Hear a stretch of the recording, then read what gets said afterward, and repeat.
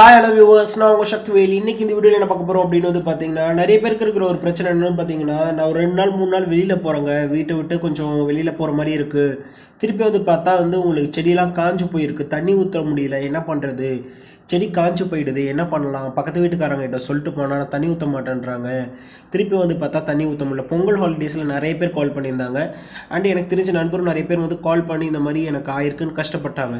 So அதுக்கு எல்லாத்துக்குமே வந்து ஒரு சொல்யூஷன் சொல்ல போகிறாங்க. இந்த சொல்யூஷன் வந்து ட்ரை பண்ணி பாருங்கள். உங்களுக்கு வந்து கண்டிப்பாக வந்து ஓரளவுக்கு கண்டிப்பாக நல்ல பயன் கொடுக்கும். இதுக்கு தேவையான பொருட்கள்னு வந்து பார்த்தீங்கன்னா, வீட்டில் இருக்கிற சாதாரண பாட்டில் தாங்க. எல்லாருக்கும் வந்து உங்களுக்கு வீட்டில் வந்து எதாவது பிளாஸ்டிக் பாட்டில் ஏதாவது இருக்கும். ஸோ அந்த பாட்டில் எடுத்துக்கோங்க. மூடியில் வந்து பார்த்தீங்கன்னா முடிஞ்ச வரைக்கும் நிறையா ஓட்டை போட்டுக்கோங்க, இல்லை பெரிய ஓட்டையாக ஒன்று வந்து போட்டுக்கோங்க. அதை போட்டுட்டு தண்ணி நல்லா ஃபுல் பண்ணிவிட்டு அதை நல்லா வந்து மண்ணுக்கடியில் ஒரு வேர் பகுதி கிட்ட போகிற மாதிரி நல்லா புதைச்சி வச்சுருங்க. புதைச்சி வச்சிட்டிங்கன்னா போதும், உங்களுக்கு தண்ணி சொட்டு சொட்டு சொட்டு சொட்டாக இறங்கும். நீங்கள் வந்து சின்ன தொட்டியாக இருந்துச்சுன்னா ஒரு பாட்டிலும், ஓரளவுக்கு நல்லா பெரிய தொட்டியாக இருந்தால் 2லேருந்து ஒரு 3 பாட்டில் கூட நீங்கள் வந்து இந்த மாதிரி ஓட்டையை போட்டு நீங்கள் வந்து உள்ள மண்ணில் புதைச்சி வச்சிடலாம். ஸோ இது எதனால் எப்படி வந்து கரெக்டாக ஒர்க் ஆகும்னு பார்த்தீங்கன்னா, அடியில் கவுத்து வைக்கிறதுனால தண்ணி சொட்டு சொட்டாக இறங்கும். மண் வந்து கொஞ்சமாக தண்ணி தேவையானதை அப்படியே ட்ரைன் பண்ணிக்கிட்டே இருக்கும். உங்களுக்கு நீங்கள் வந்து டெஸ்ட் கூட பண்ணி பார்க்கலாம். காலையில் வச்சு பாருங்கள், இந்த மாதிரி ஹோல்ஸ் போட்டு. ஈவினிங் வந்து பார்த்தீங்கன்னா கொஞ்சம் கம்மியாக இருக்கும், அடுத்த நாள் பார்த்தீங்கன்னா கொஞ்சம் கம்மியாக இருக்கும்.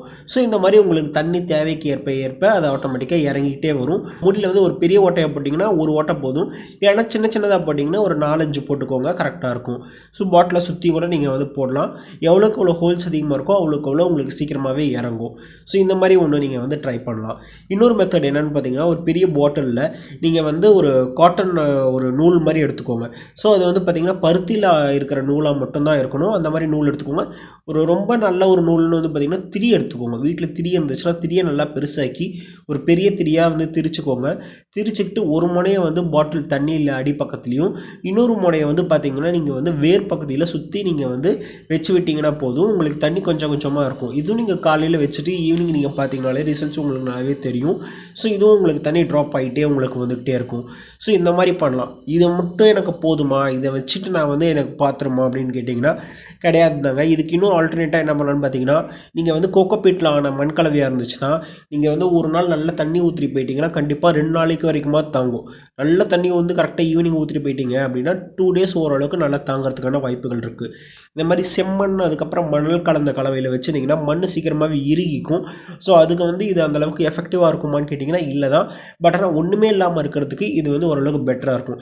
ட்ரை பண்ணி பாருங்கள். ஒன்றுமே இல்லாமல் இருக்கிறதுக்கு இது கண்டிப்பாக ஓரளவுக்கு நல்ல பயன்கள் கண்டிப்பாக கொடுக்கும். அதே மாதிரி வந்து பார்த்திங்கன்னா, ரோஜா செடி வந்து பார்த்திங்கன்னா சண்டே லைவில் நிறைய பேர் பார்த்துருந்தாங்க, நிறைய பேர் பார்க்க முடியல அப்படின்னாங்க. ஸோ இது வந்து பார்த்திங்கன்னா இந்த ஒரே செடியிலே வந்து பார்த்திங்கன்னா கிட்டத்தட்ட ஒரு 6 பூ பூத்துட்ருக்கு. இது இல்லாமல் 3 முட்டுக்களும் வந்துட்டுருக்கு. ஸோ நல்லாவே வந்து பூத்துட்ருக்கு. இந்த அளவுக்கு பூ பூக்குதுன்னா எப்சம் சால்ட், அதுக்கப்புறம் வந்து மெக்னீஷியம் கண்டென்ட் நிறையா கொடுத்தது, அதுக்கப்புறம் டீ தூள், காஃபி வேஸ்ட் தூள், இதுக்குன்ட்டு ரோஜா செடிகளுக்கு நிறைய வீடியோஸ் போட்டிருக்கோங்க. இது எல்லாமே நம்ம சேனலில் ரோஸ் டிப்ஸ் அப்படின்ட்டு ஒரு பிளேலிஸ்ட் இருக்கும்.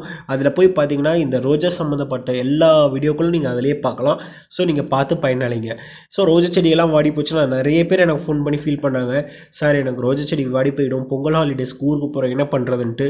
ஸோ அவங்க எல்லாருக்கும் இந்த மெத்தட் நான் நிறைய பேருக்கு ஃபோனில் சொன்னேன். ஸோ ஃபோனில் உங்கள்கிட்ட சொன்னது வந்து இதை வீடியோவாக எடுத்து பண்ணுங்கள் நிறைய பேர் கேட்டிருந்தாங்க. ஸோ அதுக்காக தான் இந்த வீடியோ. ஸோ இந்த வீடியோ உங்களுக்கு ரொம்ப பயனுள்ளதாக இருக்கும் நம்புறேன். அப்படி பயனுள்ளதாக இருந்துச்சுன்னா லைக் பண்ணுறது மூலமாக தெரியப்படுத்துங்க. யாருக்கெல்லாம் பயனுள்ளதாக இருக்குமோ உங்கள் ஃப்ரெண்ட்ஸ், நண்பர்கள், வாட்ஸ்அப் குரூப் எல்லாருக்கூடயும் ஷேர் பண்ணிக்கோங்க. நான் ஒரு அடுத்த நல்ல வீடியோவில் சந்திக்கிறேன். Until then, bye from your Shanti Veil. Have a happy gardening day.